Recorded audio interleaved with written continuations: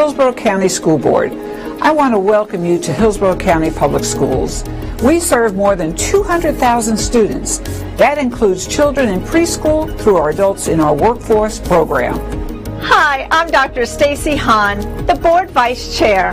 Our district is the 7th largest in America, and our team is made up of more than 24,000 people working at nearly 250 sites across the county. We are diverse and dedicated. Our board meetings are held in our board auditorium on select Tuesdays at 4 p.m. The best way to serve our students and our community is to involve you, the public, in what we do.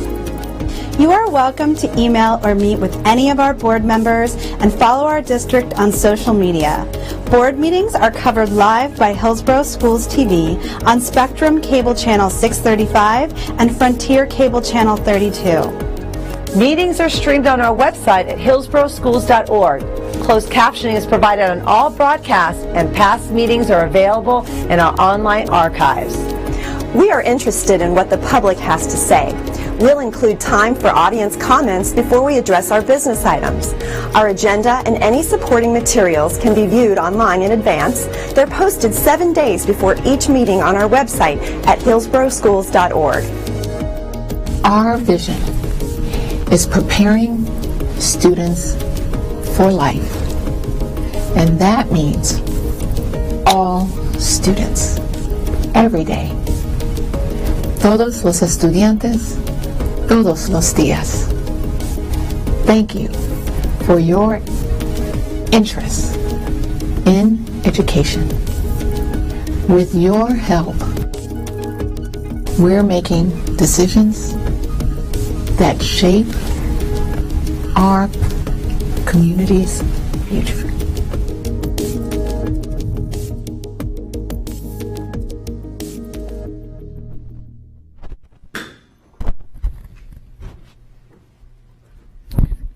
Good morning. The special called board meeting of November 2nd, 2021 is called to order. Member Hahn will now lead us in a moment of silence, followed by the Pledge of Allegiance. Good morning. Thank you, and join me for this meeting's blessing. Lord, grant us the words and wisdom for the tasks in front of us today. And we ask that we are able to build unity and focus on what the best interests are for our schools and our community. Amen. Please stand for the pledge. I pledge allegiance to the flag of the United States of America and to the republic for which it stands, one nation, under God, indivisible, with liberty and justice for all. Thank you, Member Hahn. I need a motion and a second to adopt the agenda. I have a motion by Member Vaughn and a second by Member Washington. Any discussion? Please vote when your lights are on.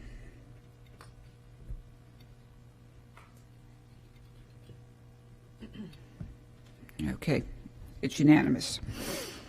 Let the record reflect that all board members are present either in the boardroom or by remote, and now every one of us are present in the boardroom. Board members, I'd like to go over the format of today's meeting. For precautionary measures, we are limiting attendance to 50 at this time, and we are practicing social distancing as much as possible. So we ask that guests in the boardroom keep one chair open between families. As a reminder, we are a nonpartisan board who believe all children can be empowered to learn to succeed, and our decisions will be made with that understanding. To pave the way for efficient and effective agenda statements and/or questions, board members will have 3 minutes to speak, with 30 seconds for final thoughts. Afterward, the superintendent can respond. If you have further questions, you're asked to get back in the queue. The special call board meeting is about redistricting, a practice which means processing of drawing electoral district boundaries every 10 years following the U.S. Census. This process accounts for changes in population during the previous decade. Florida law requires school board members to redraw district boundaries if there is a variance of population above 10% or greater disparity. Currently, we have districts which are as great as 20%, making certain districts having higher populations than other districts. Consequently, redistricting is currently necessary to make all of our voting districts have an equal representation of voters.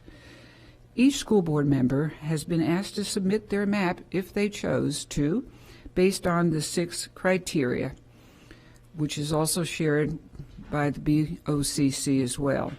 First criteria, population variance as close as possible to 10% or lower. Second, District 5 population must reflect the black population. The federal civil rights law needs to be maintained. Third, compactness. Districts should not be sprawling. Fourth, district lines should follow major city roads, city lines, and should not cut through suburbs. 5, community unity. Optimally, communities have similar needs. And last, 6, district lines should be contiguous and connected. Now, the public will have access to these maps via online and through our 5 town hall meetings, which our superintendent will share shortly. At this time, let's have public comment. We're staged for 1.5 minutes. We had a closed situation, but there has been a conundrum of traffic problems today, so we are thinking we're going to have more speakers come. So if you will just bear with us, and we will be flexible. So we're going to go ahead and start with Mr. and Mrs. Castano, Teresa Potter, Jessica DuBois, and then Catherine Morey. And good morning, Mr. Castano.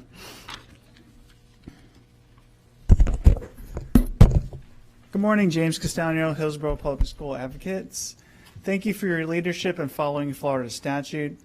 And like Chairwoman Gray said, it's required. Redistricting is not only mandated by state statute, but it is very important to give a voice to each and every constituent and taxpayer in the district to ensure they are adequately represented by the people they elect. Tampa is the top destination in the country to move to. It is important more than ever to draw new district lines to ensure everyone has a voice and a say in our public schools, which is crucial for the youth of tomorrow. I urge you not to hire an outside vendor to redistrict. The district already has the resources and started the process. Hillsborough County Public Schools is in a financial crisis due to the pandemic, poor technology decisions, and years of fiscal mismanagement. I'm a Navy veteran and retired from the FBI with over 31 years of government experience. I uphold the U.S. Constitution and follow the law. According to Florida statute, you do not need to demonstrate the new district map until the vote to redistrict. Additionally, redistricting is a prerequisite before adding additional school board seats. I implore you to follow the law and fairly draw district lines based upon population and not party. Redistricting, again, like Chairman Gray said, is not rezoning. This will not affect your taxes. This will not affect school funding or resources. Redistricting is merely to ensure all citizens are fairly represented. Thank you. Thank you. Ms. Castano?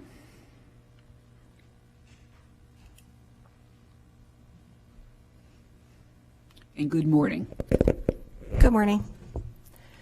Recognize the need to redistrict in this odd year per Florida Statute 1001.36 and Supreme Court precedents for equal representation. Per legislation for school board redistricting, different from the BOCC legislation, maps can be presented after the process. As a former researcher, I looked up legislation.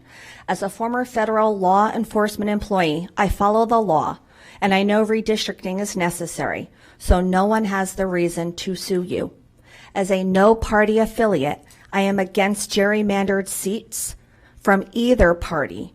Our current map is gerrymandered. Redraw the lines to correct for the 20.6% variance. Preserve Shake's minority district. It should be 42%, not the quoted 37%. And agree on a competitive map. I am tired of the divisiveness between political parties, thus why I'm an MPA now. Just get the job done as professionals. In the FBI, my every turn was managed by an attorney. No personal offense, but your current legal advice is too expensive and often too vague to warrant an almost $12K per month price tag. Please consider an in-house attorney who is versed in education law. And I am saying that because I am running a group that is focused on funding. Thank you. Thank you. Next, we'll hear from Ms. Potter, then Jessica DuBois, and then Catherine Mooring. Good morning, Ms. Potter. Good morning. I'm Teresa Potter, President-elect of the League of Women Voters. I had a speech prepared today, but my husband and I were reading social media about this issue last night, and he said, no, what you need to do is ask the board to just repeat over and over today the things that are not true on social media. So what we would like to ask you to do is make sure that everybody is aware, number one, that your child will not be moved to a different school because of this. Number two, your property values will not change because of this. Number three, your property taxes will not change because of this. It will not draw lines through neighborhoods or business districts and change your property taxes. And my personal favorite is that this is not a rushed process. In 2011, this took 8 weeks to accomplish, but I'm a librarian, so I looked further. I could not find a school board redistricting timeline or a county commission redistricting timeline that took longer than 8 to 10 weeks. It was 10 weeks from October 22nd when you asked staff to move forward on this, and it's 8 weeks from today to the end of the year. Even if the delay from last week to this week in today's meeting reduces the timeline, there is no downside to moving forward with this process. If you get to December 31st and there is not a fair map available, at least you can say that you did everything you could to protect voting rights. Thank you. Thank you. Ms. DuBois?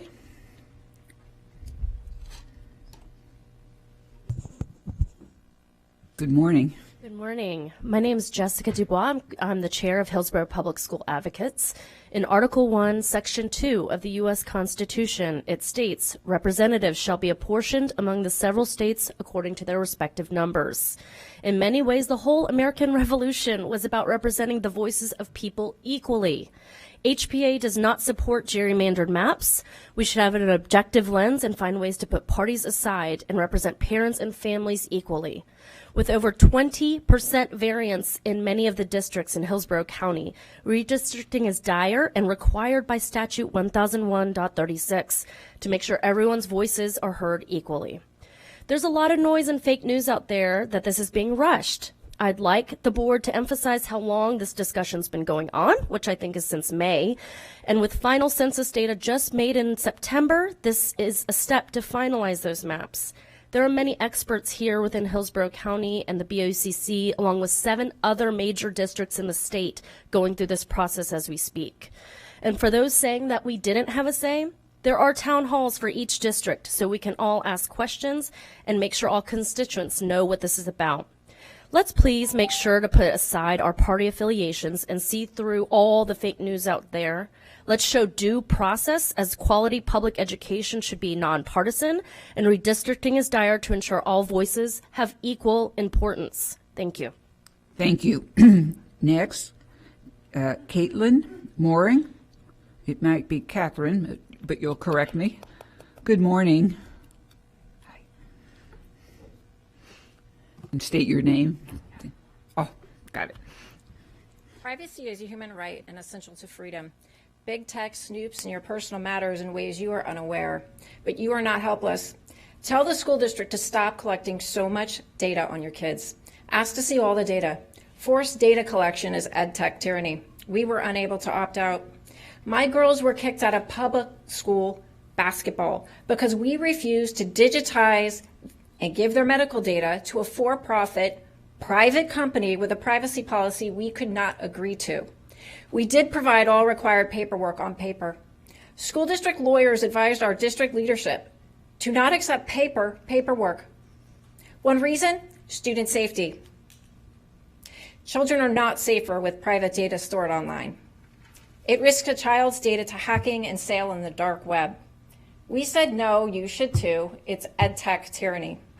Public schools are not cyber experts. They are low-hanging fruit cyber criminals go after. It's a well-known problem, and it's why the White House just directed a U.S. cybersecurity agency to study this problem in public schools. In 2018, the FBI's EdTech Alert reported hackers had extorted parents and threatened students with physical violence and release of their personal information. A Canadian college student discovered that Canvas had collected over 400 million data points on him alone.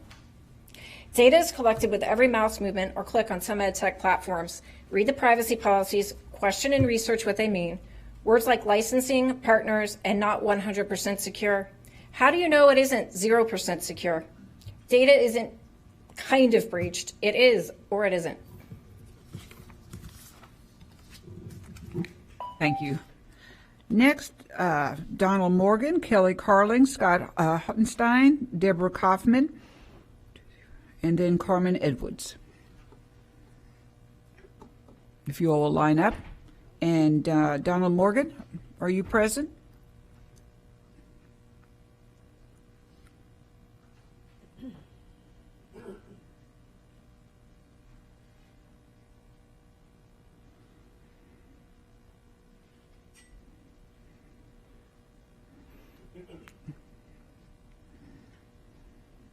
Good morning, Mr. Morgan. Good morning.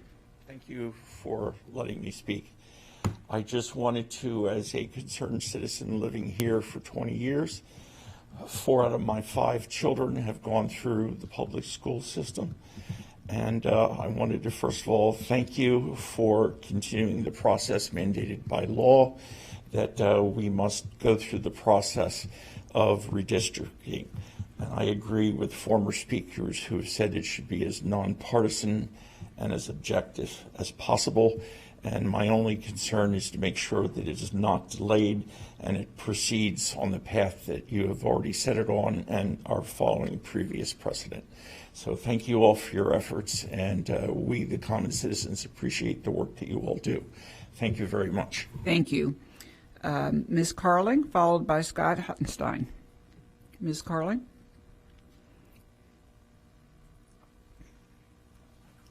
Good morning. Good morning. My name is Kelly Carling. I'm a graduate of Harvard and the mother of 4 children attending public schools here, and I am deeply disturbed by what just went on outside. I emailed you yesterday about being able to participate in this meeting today, to be able to sit inside, and you said you would work on it. But when I came here this morning, I was told we were not allowed in, and the reasons that I got were variable. A few weeks ago, it was COVID, but I've seen all of you guys attending galas together unmasked in crowded facilities. This morning, the reason you told me that we couldn't come in was because of security, for the security of the students, which I don't see any students here, and the security of the board members. Am I a domestic terrorist? I'm just a mom who cares about her kids. I love my children. I love them. I love them more than you do. And I need to be present at these meetings. You're forcing me between choosing to speak and to listen. And as I told you yesterday in the email, I want to do both. I want to hear what you all have to say, what other people are saying, and I can't do that outside by 901 East Kennedy Boulevard. I can't even hear. You don't provide a television. And only until I went on Facebook Live saying, why can't we come inside, did security let us in? This is a lie. I came here to talk about redistricting, but how are we going to have equitable redistricting with voter input when you won't even let, I think I'm a reasonable person, come and speak? You ignore my emails. It's just absurd. How are we going to have fair maps? The Board of County Commissioners began this process in February, and they still haven't completed it. You've had the data. Why all of a sudden the rush? What's going on? Thank you. Next, we'll hear from Scott Huttenstein and then Deborah Kaufman.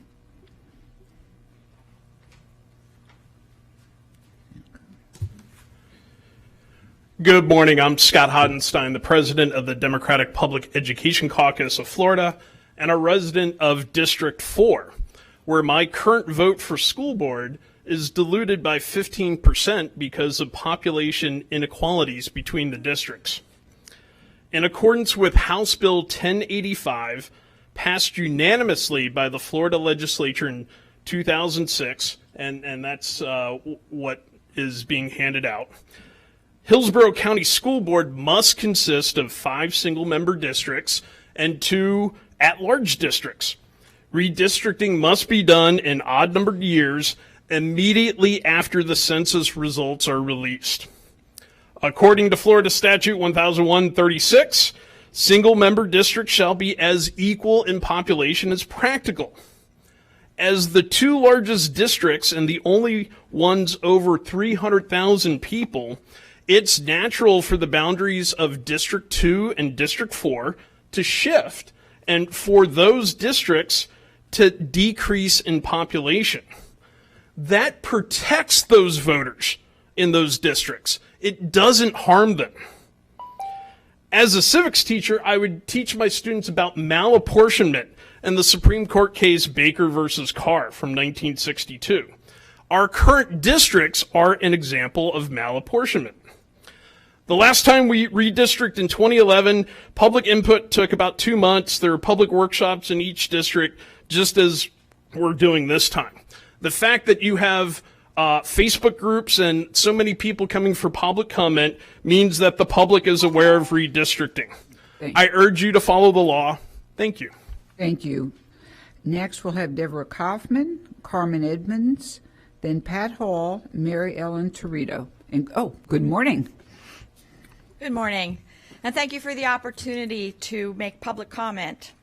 I'm here representing the League of Women Voters of Hillsborough County, of which I am the president. The League of Women Voters is a member of the Fair Districts Coalition of Florida. We are taking a very active role across the state to ensure a fair and open process for federal, state, and local voting districts. We are committed to the principles espoused in the constitutional amendment that governs redistricting and apportionment for the state. Although school boards are not bound by those principles, we appreciate that the superintendent included many of them in his initial communications on redistricting. Today, the League of Women Voters calls upon you to ensure that school board voting districts be created in this manner, a manner that does not favor the incumbent, that allows racial, ethnic, and language minorities to elect representatives of their choice, that ensures that they are compact as possible and equal in population, that ensures they are contiguous and tries to the extent possible to keep neighborhoods and communities together. We understand that time is of the essence, but we support completing this work this year as absolutely necessary to ensure that all Hillsborough County voters have an equal voice in choosing the board members who represent them. We expect you will take all measures necessary so that this compressed time frame does not prevent an open and transparent process that allows for maximum public input. Thank you for your attention. Thank you.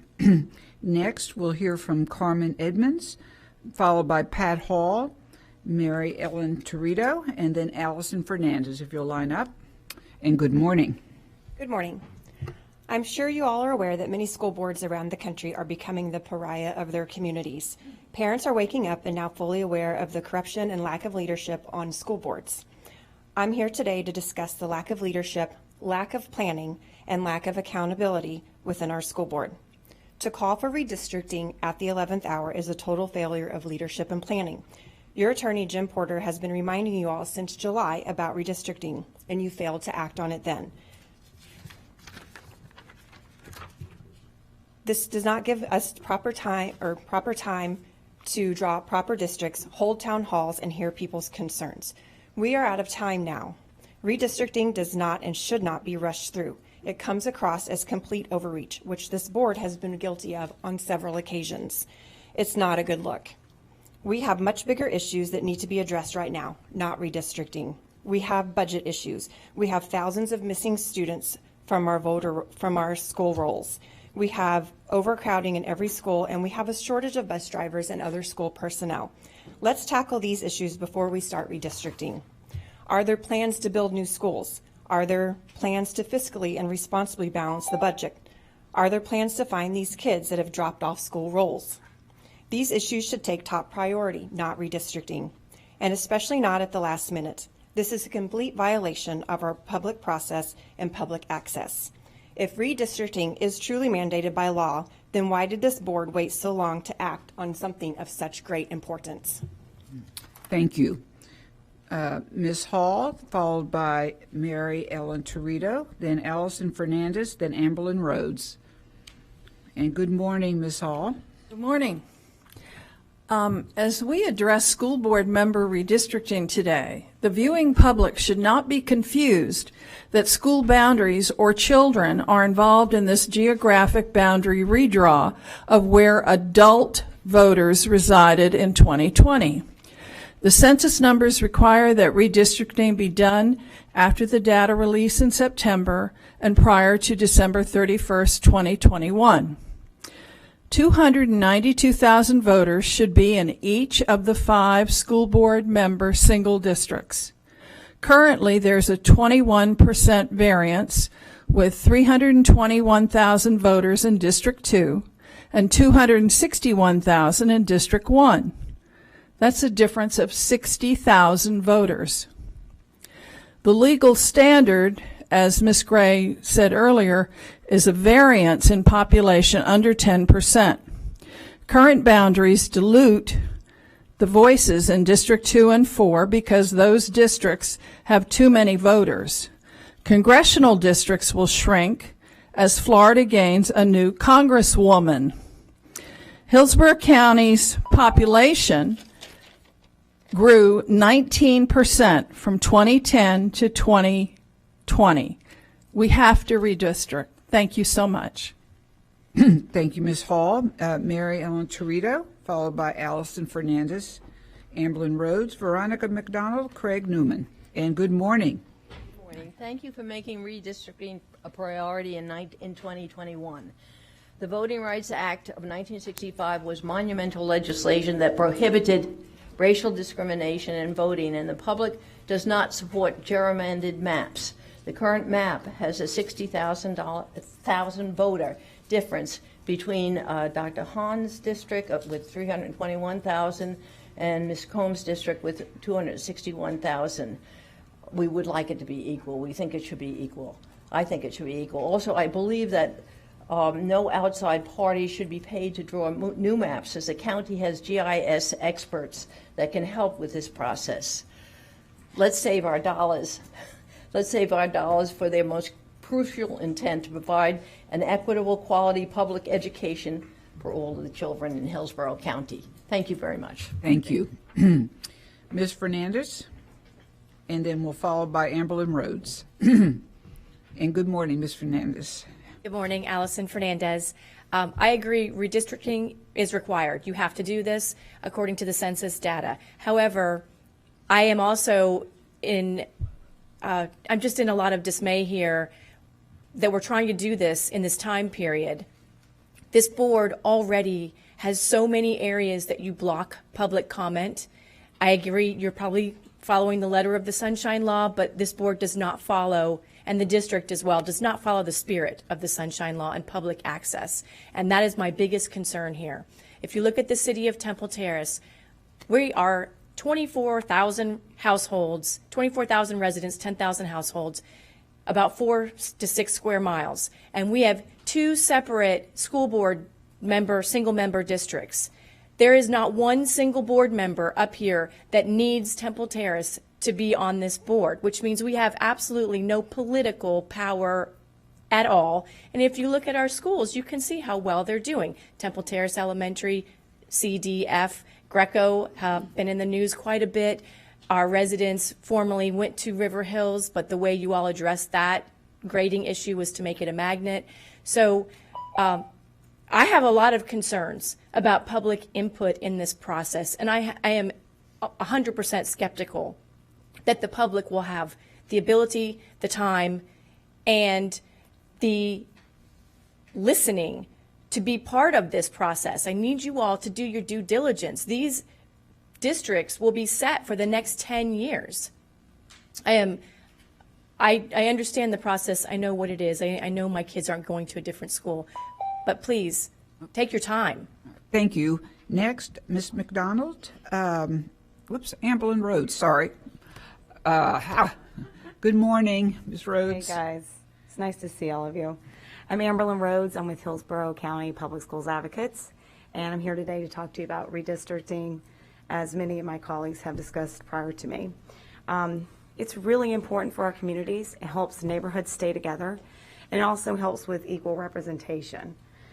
As you're aware, it's required by a state statute, 100136, and according to the latest census data that was available since September, our district boundaries are not in compliance with the statute.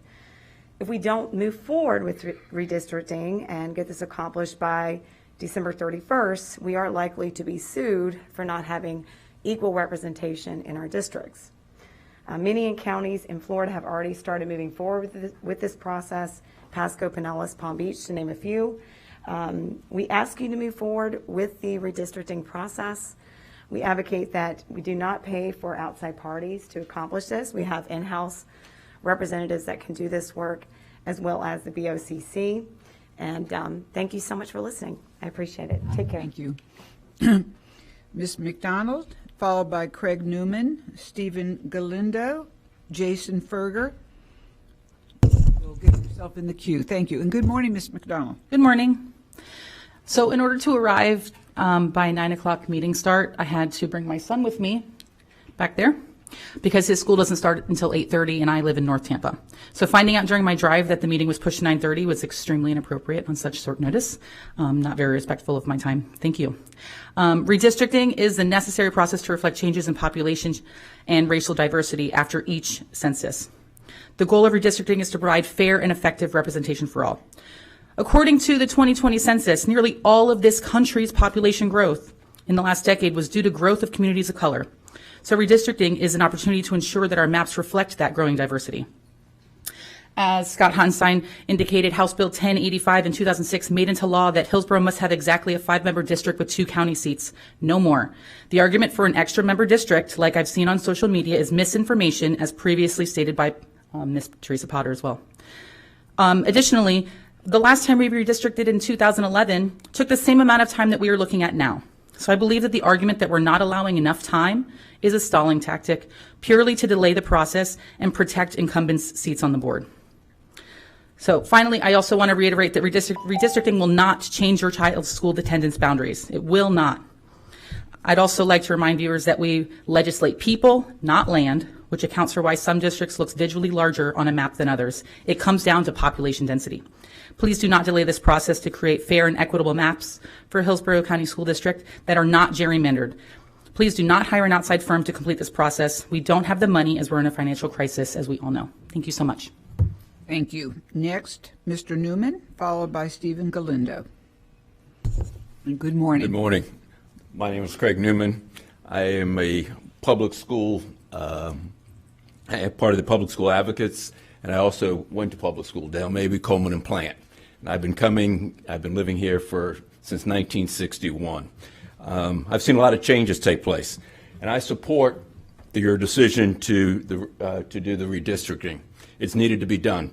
If we're going to have a equitable and fair school board, we need to have the redistricting done now. In the past 10 years, the population growth in Hillsborough County has been tremendous. We have had over 300,000 people in the last 10 years live here in the Hillsborough County. And if we're to be fair with representation, we must do this now. And just as important as what we must do with doing it now, we must also draw the maps using the county GIS experts, as opposed to using outside agencies. I think this is most important because they have the most experience and it's non-political. That's all I have to say. Thank you for your time. Thank you. Next, we will have Stephen Galindo. Are you present? Oh, good morning, Stephen. Then Jason Ferger, Laura Coulter, and then Angie Smith. And here we go. Go ahead. Sorry. Good morning. My name is Stephen Galindo. I'm a parent that lives in the Hillsborough County School District. I live in District 4. I'd first like to open and remind the school board members and their constituents that the members are elected representatives of Hillsborough County residents, and we're elected to represent the will of the people. And everybody here should be nodding in agreement with that. Greatest concern to me and my wife, and my parents, who I represent right now, is the method by which this meeting is being held. If this process has been going so slowly, as others have previously stated, why is this an emergency meeting being called at 9 o'clock in the morning when most people are at work? Is it because it directly affects the health and welfare of our children? No. Is it because there's an election coming up? No, that's 2022 and 2024. I walked into this meeting expecting to hear the Pledge of Allegiance in the opening of a meeting. Instead, I came in with just enough time to make my statement here. So I don't even know how half the people stand on this. Also, it was scheduled at 9, then rescheduled for 9:30. However, the Hillsborough County School Board website says it was rescheduled for 4 p.m. due to lack of quorum. So what in the world's going on? I submit to those listening that it was held on short notice at a time when most people, like I said, are at work to avoid public input, and that this isn't done by the government. It's done by the people that represent, the people make up the government. This is done by people who meet us in our school pickup lines and go to Target just like the rest of us. And so no, right now it's open for public comment, but there will be people who have questions, people who want answers on demand. Please be prepared for that. Thank you. Thank you. Mr. Ferger, followed by Ms. Coulter. Good morning, Mr. Ferger. Good morning. My name is Jason Ferger. I'm a stakeholder. Wanted to come here today. I think a lot of people are concerned about the rushed aspect of this is because of the systemic dysfunction that this board has had over the last several years. Not just this board and previous boards like that, but Orange County, for example, has already had 4 meetings, and they've involved the public in the process, not just for a minute and 45 seconds. They're literally involved in the process. They're on the website. Look at the information they have on their website. Look at the information that's on Broward's website, because Broward has had 7 meetings. Look at the information on Hillsborough County's website. It's pretty much non-existent. I sent you all a map this morning that lists and shows exactly where every single one of the Board of County Commissioners lives, exactly where every single of you live. Now, with the exception, I didn't know that Miss Gray moved, but that's kind of null and void because she's a county-wide seat. So we're talking about the specific 4 versus 5 here. There's 5 here. There's 4 at the Board of County Commissioners. And I'll wrap it up here. 1/3 of the population lives east of I-75. Yet there's only Stacy White and Melissa Snively that live east of I-75. I think we all need to know that this has to be done, but we don't trust you to do it in a fair manner. And lastly, the Board of County Commissioners, the maps that they're looking at right now are only the maps that the 3 Democratic Board of County Commissioners, they threw out all the rest of the maps that the county GIS people made. They threw them out. They're not even Thanks, there. Mr. Ferger. Ms. Coulter? Good morning. I just want to make a few points. Number one, the school board has leeway when it redistricts. It can be done in 2023. It does not have to be done in 2021. Number two, this process, when done properly, should take 6 to 12 months, not 60 days. Your board attorney, Jim Porter, has reminded you about redistricting at every meeting since July, and you didn't have an appetite for it. Why? Why suddenly is there a rush to do it now with 2 months left in the year? Let's slow this whole process down, get the public involved, and do this properly and fairly. If we press pause, you will have time to incorporate the microcensus data necessary to draw the maps equitably. Voters will remember this. They will remember whether you solicited their input or rushed things through on your own timeline. Thank you. Thank you, Ms. Coulter. That concludes our public comment. And now we're going to have the board guidelines. So we're going to transition. And let's go ahead. Member Hahn, would you go ahead and read the board guidelines, and then I'll get into the agenda. Thanks. Certainly. Thank you. As we begin this morning's meeting, let me quickly review the format of our school board meetings. First, please silence all electronic devices. Also, there are speakers in the room behind me that allow board members to hear the meeting upon stepping away from the dais. And lastly, this meeting can be viewed with closed captioning on the live webcast on cable TV and on video monitors here in the auditorium. It can also be viewed with closed captioning in the online video archives. Thank you. Thank you, Member Hahn. Next, we're going to have the redistricting process and timeline, which is a discussion item 1101. And I will say that Superintendent Davis will initiate, and then Mr. Farkas, and then following Mr. Farkas will be Mr. Porter for the legalities. Board members, I need a motion and a second regarding item C 1101. And this is just to remind you that a discussion only of the timeline today will be discussed, and the redistricting process that is consistent with the timeline. So, so we need a motion and a second. I have a motion by Member Combs, a second by Member Perez. Will there be any discussion? Member Washington? Oh, okay, seeing none, please vote. Are we voting on the timeline now? We need some clarification. So the motion is to approve the timeline, which would That's what I thought. So this would be discussion about the timeline, right? And the timeline includes the process, which includes 5 town hall meetings in each of the 5 single-member districts, as well as a special call board meeting on December 10th to to go through the process of eliminating or narrowing down the number of maps you'll vote on, and a final vote on December 16th, where you will choose one of the maps. Okay. So that's what the motion is, to approve that timeline. Let's let Superintendent Davis highlight the item. So for clarification, and I apologize, Member Snively, we should be very clear as to the goal of the meeting. And then we're going to have Mr. Farkas highlight a little bit more of the intricacies of this timeline. And then Mr. Porter, if you would restate the legalities, make it crystal clear. Following that, there will be board comments, of course, and that's your discussion. Okay. So board members, if you can just be patient. It is a new process, and I know it's new to, at least for me, it's new to all of us. And so if you will just hang in there. Superintendent Davis, would you go ahead and share your PowerPoint? Yes, ma'am. Thank you, Chair Gray, and thank you for the opportunity to be able to talk about the boundary redistricting process. And also want to be able to thank all of our constituents for their patience this morning. We had some really significant bad traffic, and allow everyone to be able to be here and have this thoughtful conversation.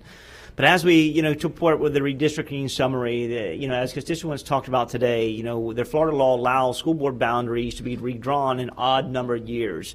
Being an odd number year in 2021, our option is to do it this year or the transition to 2023. And it's identified as best practices to redraw boundaries where 10% or greater disparity in population are identified within each particular district. And this is the U.S. Constitution Amendment 14, along with Florida statutory as well, which is 100136. In this process, what we've asked and partnered with the Board of County Commissions, GIS, this is their Geographic Information Systems team. They have 30 individuals on their particular team through a technical agreement service to be able to have conversations and being able to help with looking at the overall population and particular maps to be able to present to the board. In this process, we've also asked board members through a recommendation to be able to provide one map as well for consideration and thoughtfulness to be able to determine our overall direction. The district will be able to offer 5 community input town halls, and in that process we'll be able to capture information not only through the town halls but also through our website, where we're able to post maps, be able to obtain feedback, and be able to give any type of background information related to this entire process. The board will transition to adopt a new boundary map in December of 2021, which will identify the actual date and the timeline in slides to come. The question is, why are we currently here? We're currently here as we see this slide, which was provided through us to the BOCC, which identifies current districts, board members. We have 5 single board member districts, and we have 2 at large, which identifies what the current census numbers in 2010, along with the current census numbers in 2020, and then being able to look at the percentages growth. As you see, the numbers have grown significantly. We are currently in a disparity where we have greater than 10% in particular from one region, one district to the next, which puts us in the conversation of moving forward to be able to identify the redistricting process. One of the things we talk about is how does this map requirements, been identified? How we've gone about and asked board members to be able to interact with maps. The biggest thing we want to make certain that we include in the mapping criteria is to make certain that we have community continuity and being able to make certain that we protect community integrities and keeping neighborhoods together. I think that is a very important aspect to make certain that communities continue to feel holistic. At the same time, being able to look at overall population within each particular district, and then making certain that we maintain the minority demographic balance. And we have District 5 that currently has 37% of African American or greater within that particular district, and being able to maintain that current balance as we move forward. And then also being able to look at ethnic and racial backgrounds. We do recognize that many advocacy groups, many individuals may and organizations may want to present maps. We're asking those those maps to be presented and engaged through board members. And my recommendation is for board members to bring one map to the board to be able to consider. Any map that will be presented, we are going to ask to be presented tomorrow to Mr. Farkas by noon. Those maps will be turnkeyed and then transitioned to the GIS BOC team, where they'll be able to look at the entire integrity of the maps. They will analyze to make certain that all the criteria are met, and that the map is validated to be able to present and move forward. From that process, we'll be able to then post those maps maybe Monday of next week. Then that way we can have start the engagement process of community to be able to identify any thoughts or any recommendations. As relates to the timeline side of it, as we know, we started for consensus on October the 19th, and then we transitioned to the special called board meeting today to be able to have greater clarity and approval or recommendations from the board to be able to make adjustments to the timeline. And then as we see tomorrow be the date that we would obtain my recommendation of one map per board member to our staff.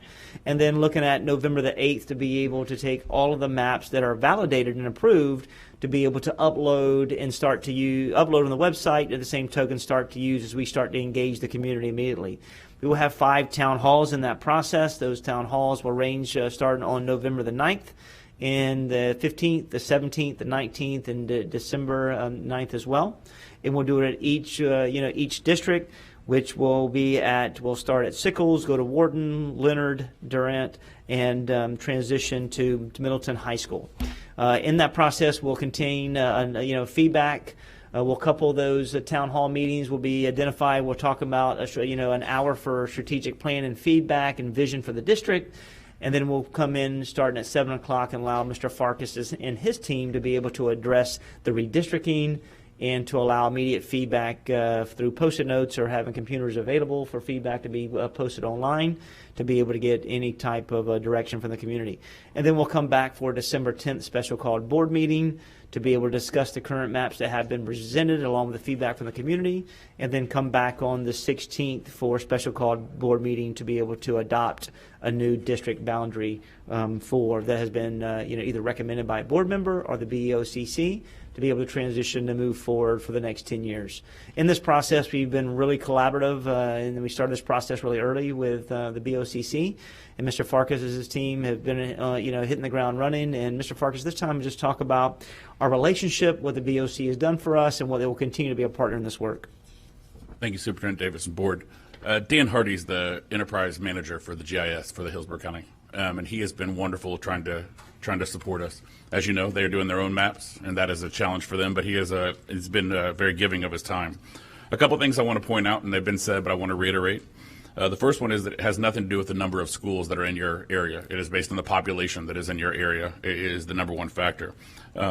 A couple of things. We talk about map submissions. There's a couple of different names on there. I apologize for that. We were trying to get it through one. If you'll submit the maps to me, Christopher Farkas at hcps.net, they'll all come through one place, and I'll make sure that they get verified. We said about 48 to 72 hours to verify those, depending on the condition of the map. If I turn in a map in crayon, it may take us a little bit longer than it would to do one that's actually in the shape files or the PDF, which is the format that we prefer. But GIS, at the county will make sure those maps are verified before we put them on the district website.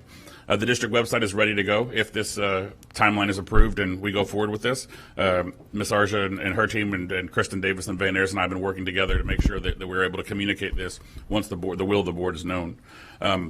An important part to also remember is that we will have a couple ways for it to get feedback from the public, because that is an important part of it. In addition to the town hall meetings, we'll have Pigeonhole, which is a web app that actually allows people to give feedback right away. We've used it for district. Sorry, try again. We used it for school district rebounding. It's an easy way for them to do it. We'll have the website and email address to do that as well. And then also have the public meetings where we'll take the half sheets of paper and do those. After each meeting, the team will summarize that information and make sure the board gets it, and then have that holistic view so you'll get all the feedback that you have each one of those meetings, and each board member will have access to that information.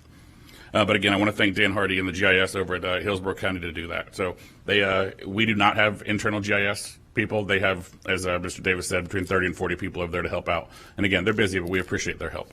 Thank you, sir. Thank you, sir. And also, Superintendent Davis, you're comparing BOCC, so let's complete the comparison with the advertising, how you're going to advertise this in the newspaper. Yes, ma'am. To the chair, we have a marketing plan ready to go, communication plan, I should say, ready to go. We will advertise all this information with proper protocols. We'll make certain we push it out to parents, to our constituents. We'll put out releases on social media, and at the same token, we have images ready to go for our town hall meetings that we'll put out as well. Each of those will be individualized and identify the dates and along with the locations. And we'll continue to make certain that, if there's any releases that need to go to the media, they will be actively, immediately engaged. Okay. Mr. Porter, you want to go ahead and conduct the business and restate the motion? I want to go over, I'll restate the motion, but first I want to sort of give some legal parameters. And a lot of this has been said before, and a lot of it's been said today, but I think it's important to encapsulate it in one sort of tight little comment here. So redistricting is governed by Florida law and Florida statutes, and there are certain legal requirements that must be met. And for maps that are going to be considered by you to be adopted, these considerations must be addressed. So each district must have equal populations. So they don't have to be exactly the same, but they need to be roughly equal. Right now, given the 2020 census data, they are not equal at all, and so there needs to be a change. Each district must be contiguous. You can't have districts that have pockets that are separated from others. District 5, Mr. Washington's district, must maintain its current black population, which at the 2020 census is approximately 37%. It could go higher than that, but it should not go lower. The other piece, this is not legal, but something that is an important principle, is that established communities should be kept together. And as much as possible, communities should be represented by the same person if that's possible. The law requires that you must do this if you're going to do it in an odd number year. And the law also suggests that if the census data, it creates a greater than 10% population disparity, you should do it this year. Legally, that's the most conservative advice I can give you, that to follow Florida law, the best practice would be to pursue redistricting and have it done before the end of the year. As far as notice goes, and a lot of comments have been made today and in the community about the timeline of the process. All the statute requires is that this be adopted at a regular board meeting by resolution. That means if you wanted to legally, you could provide 7 days notice and vote on a map. That's the bare minimum. The superintendent has provided a timeline for you that creates much more opportunity for public comment through the 5 town hall meetings, through the digital access that Mr. Farkas outlined, and through the 2 meetings that you're going to have. Again, I said this earlier, on December 10th, there will be a meeting held so that you can go through the process of narrowing down the number of maps that you ultimately want to consider. Under the scenario that the superintendent outlined, we could have a maximum of 11 maps. If each of you submit one, and the county GIS group submits 3 or 4. On December 10th, you're going to follow a process that Ms. Davis made you familiar with when you came up with your legislative platform, and that will allow you to narrow down the number of maps to whatever you want. I would suggest either 2 or 3 at the most, so that you can have a meaningful discussion on the 16th. On the 16th, we'll have a resolution prepared, and whichever map you choose to adopt will be the one that will be adopted. So that's the process. Those are the legal requirements. The motion that Ms. Combs made was to support the superintendent's recommendation, and it's really the timeline that's found on page 5 of the superintendent's presentation. and that lists the town hall meetings and the special call board meetings. So that's the motion on the floor to approve the timeline. That's not legally required that you do that, but it's important to sort of solidify and memorialize what the board's intent is, and that's why this meeting is being held today, and that's why the motion is on the floor. Thank you, Mr. Porter, for your clarification. And I believe board members want to have some discussion on this motion, on this timeline, which also known as the superintendent's recommendation, noting also that the BOCC has I think they only have 4 town halls. We're having, is it 5? So I know that Superintendent Davis is working very hard to make sure our commitment to the public is very transparent. Okay, board members, Member Hahn, and then Member Combs, and put yourself in the queue should you want to share any of your thoughts with on the timeline. Thank you. I'll keep this round of questions specific to the timeline and ask further questions around maps at a later time today. So with the timeline, can you please, you call them town halls, which typically includes Q&A, and so and I know you are going out to do specific town halls that you had on the calendar before this process was put into place. So I would like clarification for the community to around these, what you're calling town halls. So could you describe the format of those for this process, what the whole town hall is going to look like? Yes, ma'am. Through the chair, we will start out for us. We originally, as you said, was going to the community just to actively engage the community, as this is the first time we got a chance to get out and really talk about the newly approved strategic plan, to be able to identify the vision, how we will hold ourselves accountable, and how the community will be actively engaged in that process, and then allow for some Q&A engagement through strategic planning and to address any particular other concerns that constituents may have related to moving the needle forward in our school district. That is going to be from 6 o'clock to 7 o'clock in that time frame. At 7 o'clock, we will start the conversations about redistricting. Mr. Farkas and his team will lead that. Mr. Farkas will lead that in that process. He will go over the rationale, somewhat the same PowerPoint that we just presented today, and then release through some, posting all the maps that have been approved by the board in the location, whether it be in the gymnasium, whether it be in the auditorium, whether it be in the cafeteria, for constituents to interact with those particular maps and provide feedback. Those feedback can be whether they want to provide it on a Post-it note, and we also will have computers available as well, where they can go into Pigeonhole and provide any type of feedback they want to incorporate within that particular time frame. So the front hour to 45 minutes will be all about strategic planning, how we move forward as a district, vision for the district, and then at 7 o'clock we'll start the redistricting. So will there be a Q&A during the redistricting portion of the town halls?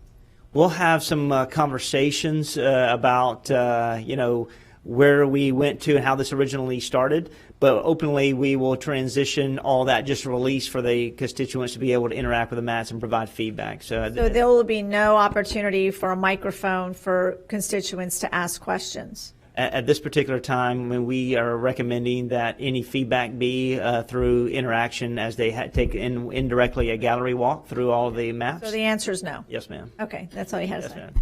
No. Okay. So I just want that to be clear, because I want people, I want that people have different expectations of what that experience will be. And I think it's really unclear when you put town hall starting at 6 o'clock.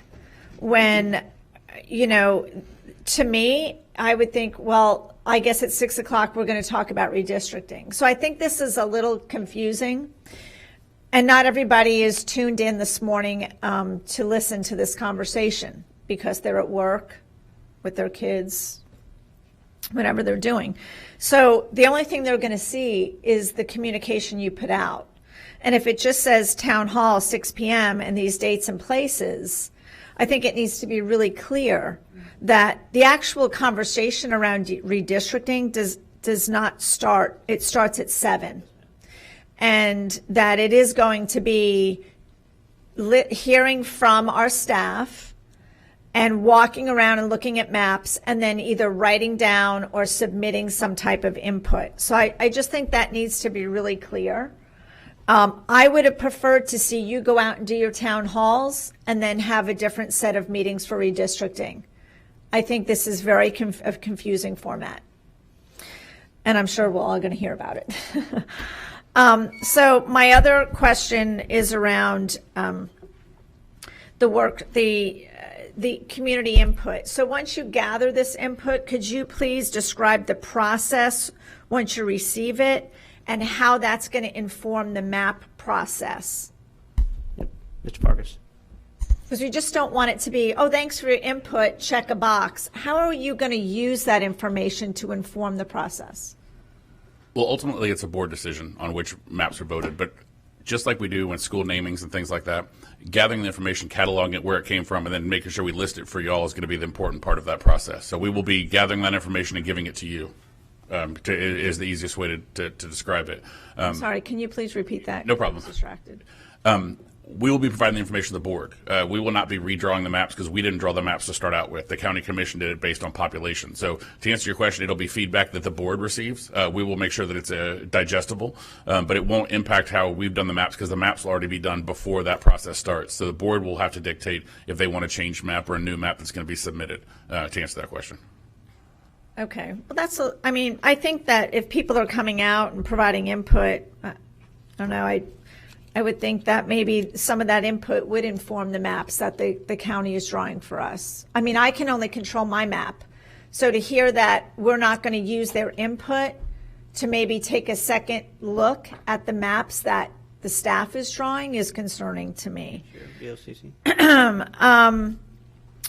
And the other comment I'd like to make is I do think that in this timeline we need a workshop, and maybe that's the week of the town halls so that we can at least look at, discuss, and ask questions about the maps that are on the website that have been submitted, and kind of ask and get some questions answered before we come back for a special called meeting to vote. Okay. We haven't had a workshop on this where, we can really dig deep. I would like to have seen an expert brought in to maybe answer some of the questions. There's a lot of nuance involved in this work, a lot of expertise. And we want to make sure that our questions are answered and that, we're given guidance and feedback. So, I would like to propose a workshop the week of the 9th, and then move into the other board meetings. It will also, or maybe even, I think it will also, as we're starting to get input from the community, give us an opportunity to talk through all of that as it's coming in.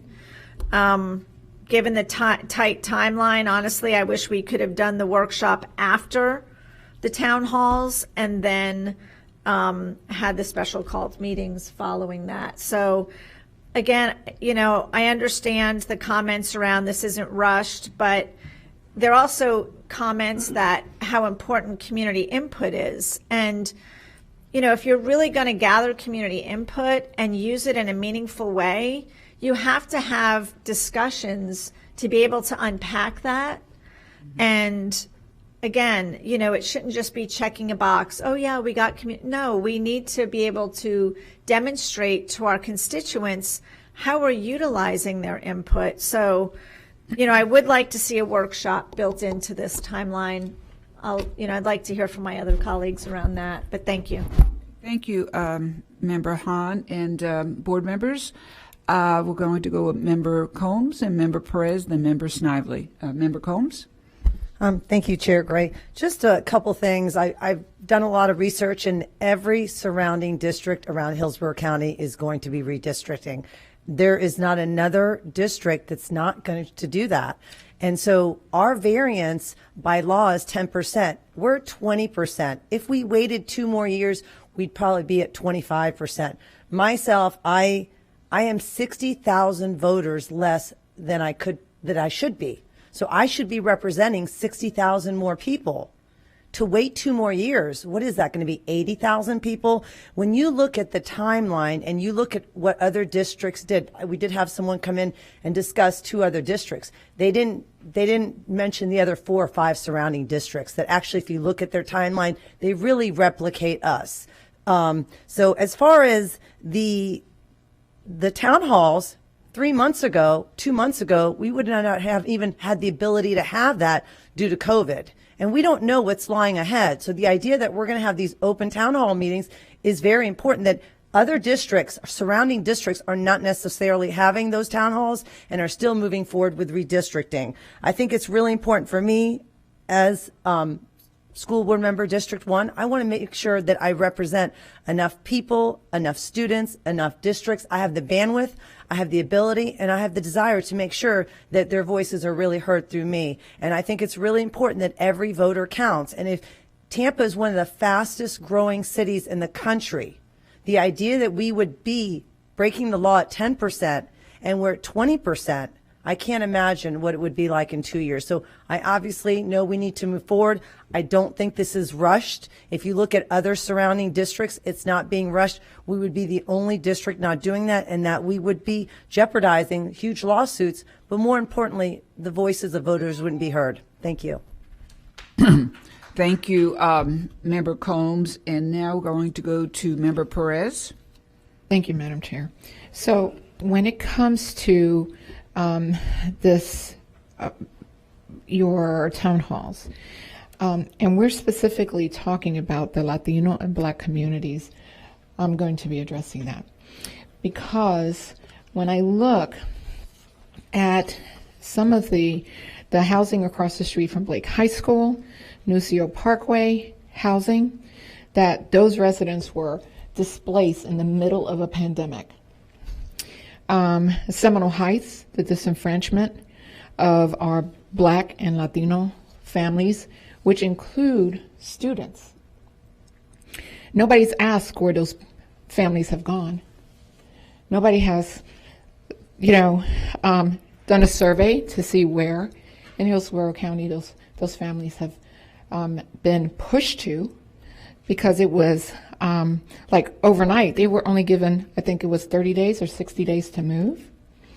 So specifically, and I'm going to get back in the queue and make a few more comments, but when it comes to your town hall meetings, knowing that our Black and Latino families have a disparity when it comes to technology, Wi-Fi, internet, how will this information regarding the redistricting be provided to them, to these parents who this will affect, and support, especially when this is completed?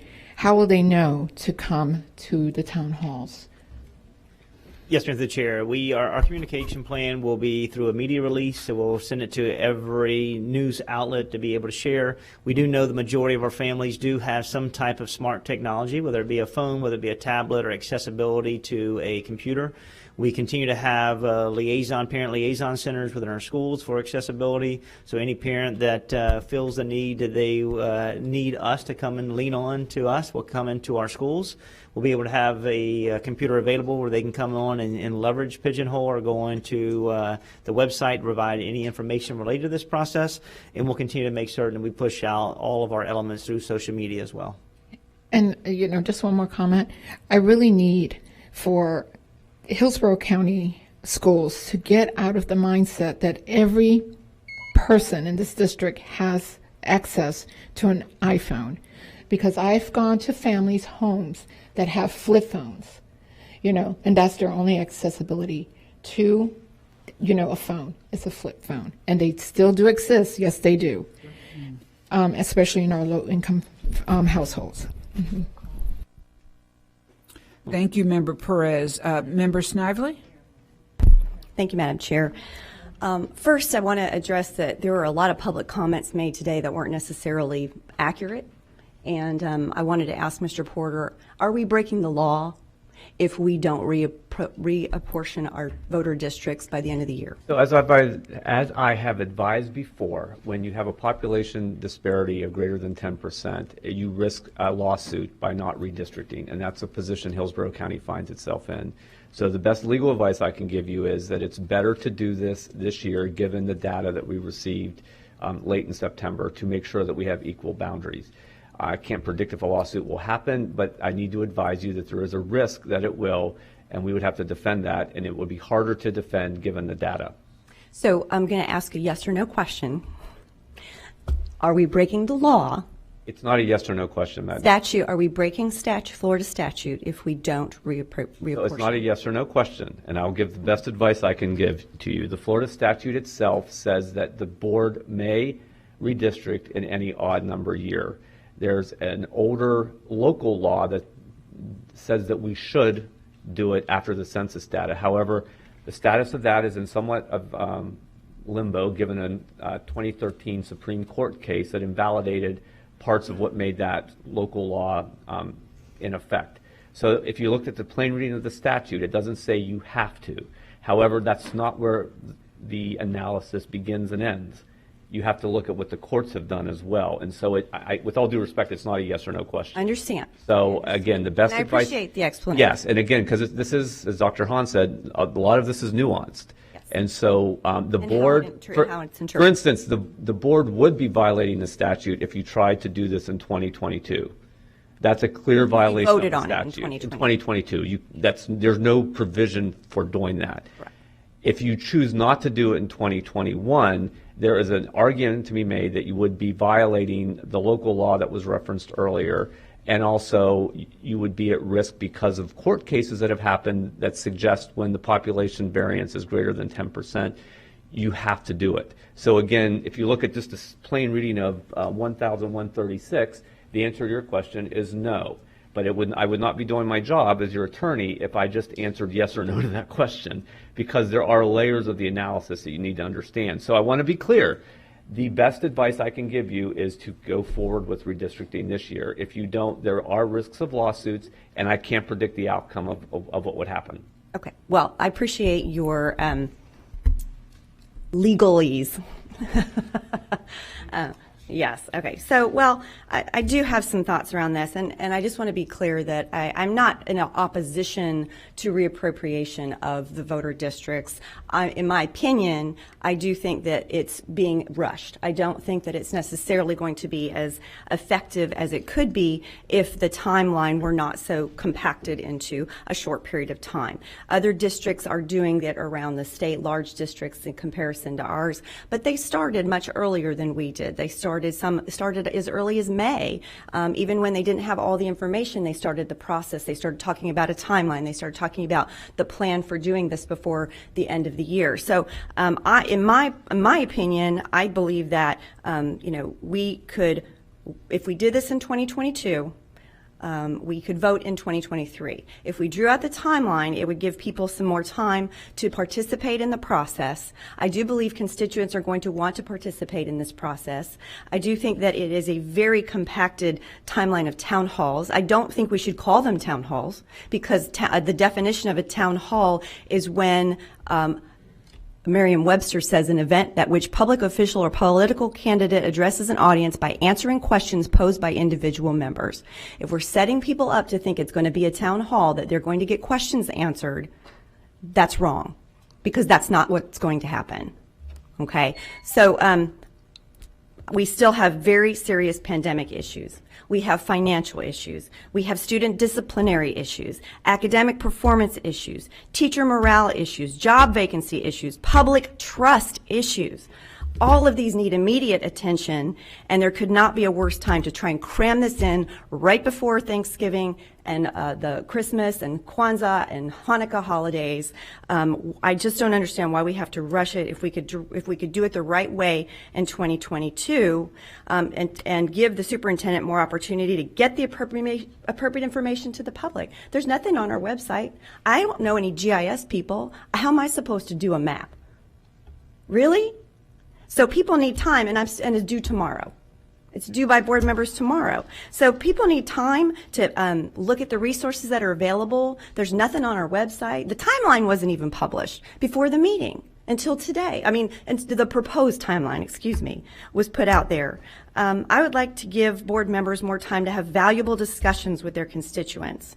And then we could vote on it in January 2023.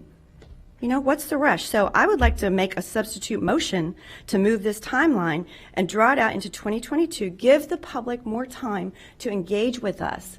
We have a public trust issue. Let's work through that. Let's be transparent about it. Let's really wrap our arms around our communities and have robust discussions about it, and then vote in 2023. So that would be my substitute motion. Madam Chair, there's a motion on the floor. There's a motion proposed. If we could clear the board, Pablo. And I would like Dr. Hahn to please come back to the dais. Oh, and if the motion requires a second, and okay, so board members, be clear, this is a substitute motion. The substitute motion would not bring redistricting forward this year. It would take it to 2023. So we're looking for a second to that motion. Okay, so there's a second. So Dr. Hahn seconded. So the current motion on the floor, Madam Chair and board members, is to not go forward with redistricting this year, but to do it in 2023. That's a substitute motion that requires debate and then a vote. And may I restate the motion? I'd like to make the substitute motion to move the timeline into 2022 and then vote on this redistricting in January of 2023, just to be clear. Okay, and if you should ask for board discussion, otherwise you should vote on the substitute, and before you vote, I'll explain it further. Okay, board members, will there be discussion on continuing the process, extending it to the reality is 2023? Is that correct? Yes. Okay. Any discussion? Member Perez? So, Brown versus Thompson, Supreme Court ruling. It was decided on June 22nd, 1983. So within that Supreme Court ruling, it spoke about the population equality and also the population disparities. I feel, and it says, but apportionment plan with population disparities larger than 10% creates a prima facie case of discrimination and therefore must be justified. So when we're looking at right now an over 20%, and the fact that the 14th Amendment at this point would be also trampled on,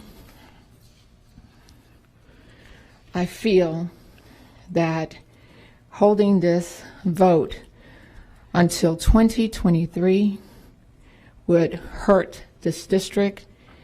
It would hurt our families, and mainly it would hurt our students, specifically our Black and Latino students, who have been the underrepresented populations.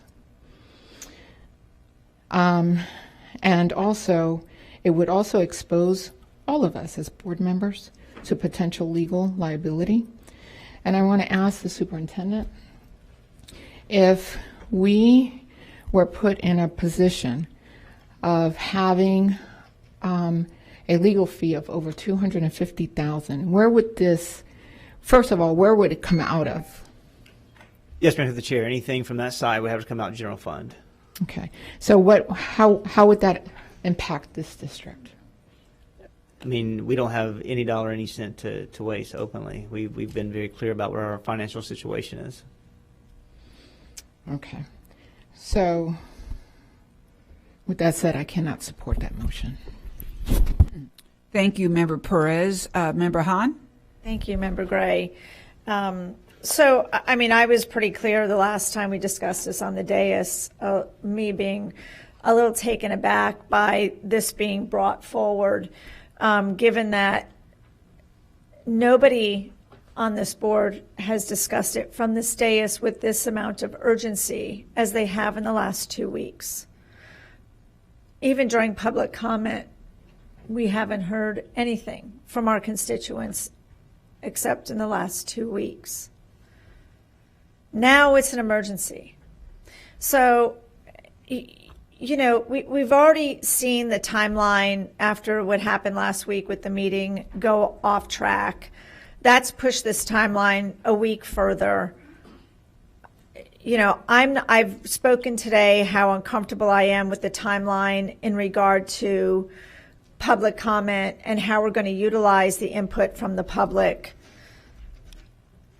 And I appreciate you bringing out some legal points. In all due respect, you know, I'm going to defer to the lawyer on the dais and the lawyers in our school district.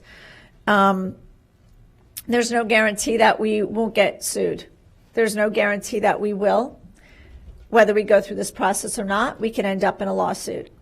So, you know, if I had a magic ball, I would be able to make different decisions on any day of the week, but I don't, and I'm going by with the information I have in front of me to make the best decision. So, you know, again, I am a little surprised how all of a sudden the last 2 weeks, this is a big rush and we're going to break the law and we're going to end up in lawsuits. And nobody talked about it back in May when we brought it up, back in June, or back in July. So I'm going to support the motion as I did today. Thank you. I appreciate it. Thank you, Member Hahn. And Member Perez, if you don't mind me just saying a few things. The DOE and the lawsuit is very real. I have received 5 letters on other matters, but to me, the argument that it may be yes, maybe no, to me is very vividly clear that we're being looked at as we're speaking right now from the DOE. I can't, speaking as an individual elected official, I can't put our district in that jeopardy. And I just would feel horrible if we did get the lawsuit and then our fund balance would be below, if it can get any lower, 3%, and then before you know it, we're going to have a collision cost with our financials. And we are, our major job, board members, as you well know, we are the financial stewards of this district. We have to be careful with every possible dollar and cent, and if there is a situation where we might be minused, it's critical that we start thinking the other way. What can we do to make sure that doesn't happen?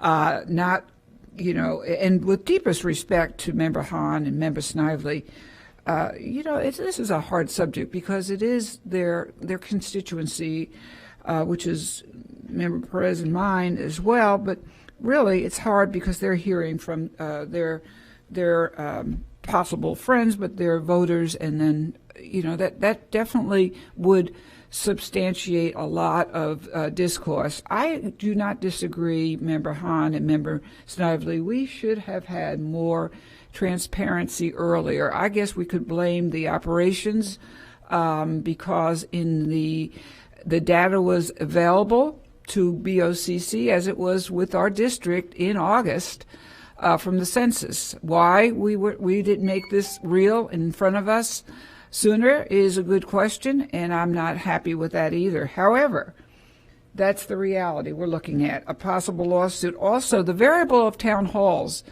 you know, it is critical that we do have a Q&A. I think, Superintendent Davis, can you go ahead and share your adaptation as you're hearing from board members, what you plan on doing with the town halls? Yes, ma'am. Through that process, we were just really going to provide just an update of where we are and why we had to move forward with the implementation, and then being able to address any individual as they had that gallery walk with staff. We can take Q&A if that's the will of the board. And at the same token, I want to make sure that it's clear that we didn't get this information until September. The census data September from operations, and as soon as they did, they started to continue to work on this process with staff. So I want to clear that up as well. Okay, well, thank you, Superintendent Davis. And last, I have to say my heart and soul goes out to those families, the Hispanic and Black families who do not get represented, and their representation is, to me, is just horrible. sorry about the vocabulary word, but if we let another year go by and they don't have the proper representation, I feel like they again will be without a voice. And that to me is very serious. We are looking at in 5 years a 50% Hispanic population and also a 20% black population. We have got to pay attention to that very, very precisely. And that, to me, is a little sense of urgency as well. That's all my comments. And now, Member, Member Perez. Go ahead. Thank you. To kind of dip on what you were saying regarding the population, the Latino population in 2010 was 25%. In 2018, it was 28%. And in 2020, it was 29.27%. And then for the black population in 2010, it was 18.1%. In 2018, it was 18.7%. And in 2020, it was 19%. And also, just for the information of the board, Miami-Dade had its first public meeting regarding their redistricting on October 1st. Brevard County had it on October 9th with a workshop on November 3rd. And Palm Beach County held a workshop on October 6th. Thank you, Member Perez. Member Snively? Thank you, Madam Chair. First, I wanted to address the comment you made, and please, no offense, but it was, you kind of pointed the finger at operations, and I take a little offense to that because Mr. Porter has been talking to the board specifically about this particular item for several months at every board meeting since, I think, July.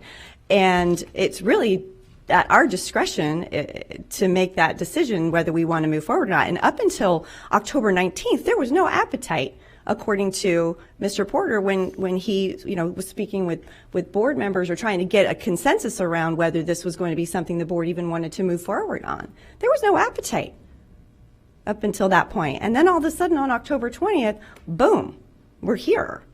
And Miami-Dade's first meeting was in September, not October. And there are other counties that have been meeting since May. So, I think that what I wanted to really address, and Ms. Gray, thank you for bringing that up so we could kind of clarify that point. But, Member Perez, you talk about how we communicate with our African American and Hispanic communities and how they're limited in access to information. It's going to take longer. That just means it's going to take longer to get information out to the public. It's going to take longer to reach the African American community and Hispanic community if they're limited in some of the technological advances that we have. So to me, rationally thinking, we should take our time to make sure that we can reach those populations so therefore they can participate in the process. If we rush through this, there will be people who don't get the memo, who don't get the communication because they don't have access to it, and will be bypassed. And this is going to be a 10-year commitment. This is a 10-year commitment by our school district. So if they don't have a seat at the table, they won't get another chance for 10 more years. And that is what I'm concerned about as well. Thank you. Thank you, Member Snively. Member Hahn? Thank you. I too wanted to address the comments made about operations because I would agree with Member Snively's comments around it's not the staff's fault that we're in this position. They work for the superintendent, and who works for the board. As Member Snively has said, we've all been in conversations. We've talked about it from this dais, so it is not the staff's fault that we're in this position. And so I just want to go on the record to say that because, that's uncalled for. We have enough morale issues in this district, so I just wanted that on the record. They've worked very hard. They work hard to keep us on this, they're working hard as best they can in regard to the timeline that we put forward, and it's very stressful for them, I'm sure. So thank you for what you're doing to help us through this process, Mr. Farkas, and please thank your team. Thank you, Member Hahn. Member Vaughn? Thank you. Mr. Farkas, maybe you can answer this, or Superintendent Davis. Member Hahn talked about whether or not the input from the community meetings or the town halls are going to influence the outcome of the maps.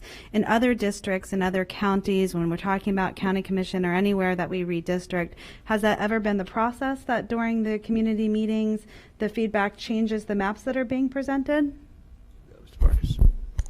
I can speak to that a little bit, and Jim can, Mr. Porter can also address it. It's been all over the place is the short answer. You've got school districts that voted on a map that literally no one had seen. They had 4 maps that went to the public, and they chose a 5th one that was just introduced at that school board meeting, a local district. You've got other areas where the maps are changed by board members or by county commissioners or by city councilmen that donate that. I'm not aware of a county or a school district that has a GIS that hasn't gone outsource that. And a lot of them have mirrored the county commission, and which we love to do, but as we've talked about, it's a 4-member versus a 5-member, so we can't mirror that part of it. So to answer your question, I'm not aware of any, but there's a lot of different ways that feedback has gotten to the actual map process. Yeah, and if I could add to that, I think that's a good explanation. I think staff's role in this would be to make sure that the legal requirements are met. That is, that the populations are fairly equal, that they're contiguous, that the black district is held intact. I think they would provide feedback to the board, and if you felt, for instance, that a community was being split up, or a neighborhood was being split up, or that there was some sort of disparity with the types of people that were being represented by a board member, I think it would be, board members then could make a motion to have that done. But I don't think that would be staff's role. I think that really is the board's role. And short of making sure that each map complies with the legal requirements, I think that's where staff's job begins and ends. I think it would be presumptuous on staff to try to make decisions that are rightfully yours. But I think just like you take the feedback for the naming of schools and then you can change that, they'll be providing you the feedback that they get. And if it makes sense to do it, you might want to do that. Otherwise, it'll just be your decision. And then Superintendent Davis, how accessible will that feedback be? Those comments, what will that look like? How will that be shared to the board? What's the procedure for us getting that feedback? Yes, Mr. the Chair. As soon as we get that feedback during the town hall or meeting or community meeting that we engage, we'll capture that through our staff, and we're going to have computers available, so some of it could be immediately, and then we'll take that and we'll send that to the board as soon as it's within the 24, 48 hours for the board to be able to have it to make any adjustments, but gain from the community input. Okay, thank you. And, I understand the frustration and the concern. I have disagreed that I don't think that there was an appetite to go forward and discuss this sooner, and I've shared my own appetite. I do think that this gives us an opportunity to build more infrastructure into these procedures. It would have been nice to have a workshop earlier. I think that would have been nice. And I think that, in general, board members need to be a little more prepared for big things coming up, but I think this gives us an opportunity to go forward to make sure that we're building that in. I had similar concerns when we first started talking about this, about the time frame, but I think you did a really good job in building it and building in the infrastructure and making sure every district has an opportunity to give input. So I just really appreciate that. I was concerned that we wouldn't be able to meet the timeline, and I know your staff and everybody worked really hard to be accommodating and to make this a fair process, so I appreciate it. And thank you for answering my questions. Yes, ma'am. Thank you. Thank you, Member Vaughn. Member Washington? Thank you, Madam Chair. Have a couple of comments to make from an observation. First of all, we understand that the demographics has changed for blacks in the city. When you look at Howard W. Blake High School, that area was predominantly black in that housing area. So they moved those people out to different areas in Hillsborough County. And I want to make sure that those people that have been moved out are well represented in their districts, because it's so important. In District 5, we're going to keep our percentage we have and possibly have more blacks in District 5. But what I want everybody to understand, we want a fair assessment of all the districts. And the fair assessment is not fair now because you got some districts that have more people than you do others. So we have to work on that where we can bring them back into the perspective where they should be. Something else I want to talk about here quickly too. When we have those town hall meetings, well, I don't like the word town hall. For some reason, I don't like that because people, like when people perception of that is you're going to be talking about everything. We want to talk about redistricting. And maybe, Superintendent, you can come up and we can say, look, at 7 o'clock, have some kind of communications going out. We're having redistricting so people understand. And while you're doing that, and I think it should be on there, you should have on there some information. This is not about boundary changes because people get confused many times. When you say redistricting, they think you're talking about boundary changes. We are not talking about school. We are talking about populations. And we want this to make sure that they understand. Mr. Farkas, on your committee, how many, you'll have quite a few people on your committee when you make the presentation? The presentation was just been told to me in the last few minutes, so I think the committee will be Chris Farkas as of right now. But we will. That's the issue. The information, the data, the census, the maps are coming from the county GIS, not from the school district. Our staff, our planning staff, does not have a GIS member, so we will present the data. And as Mr. Davis said, we're going to talk and talk about the PowerPoint and what the criteria was for creating those maps.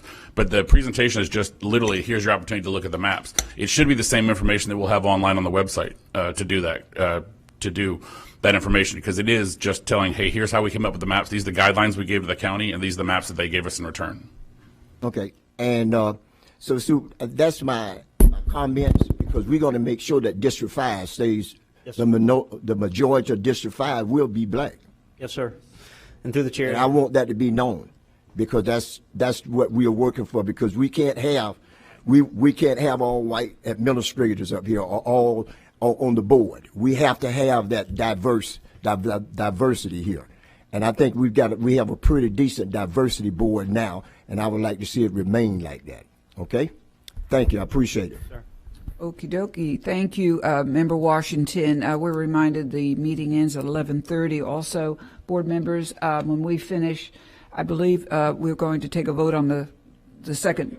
I want to remind the board this discussion has gone on for some time. This is on the substitute motion. This is on just You're the not talking about the main motion right now. You're talking about Ms. Snively's substitute motion. So at some point you're going to have to vote on that and then go back to the main motion if it doesn't pass. Board members, Member Perez, are you ready to vote on this? Or you are, I just need go to ahead, say something. So, Superintendent, with regard to the comment on communication with our underserved population, by this time, after we've gone through a worldwide pandemic, this board and Hillsborough County should not be talking about an issue about communication with anyone in this district, be it Black, Latino, or otherwise. And if we are, it cries of the disparity in our Black and Latino population, and this underscores, and I'm going to say it underscores the reason that we need to move forward and not wait another 2 years. Thank you, Member Perez. And Mr. Porter, would you go ahead and restate the motion, the subsequent motion? Board members, then we will vote on that, and then we'll go to the original one. The motion that, for consideration that's on the floor now is to delay the redistricting and not vote until 2023. So to break it down, if you want to go forward with redistricting this year, vote no for this amendment. If you agree with Ms. Snively that this should wait until 2023, vote yes. So if you're in favor of going forward this year, vote no. If you're in favor of delaying, vote yes. Okay, board members, please vote when your lights are on. Thank you, Mr. Porter.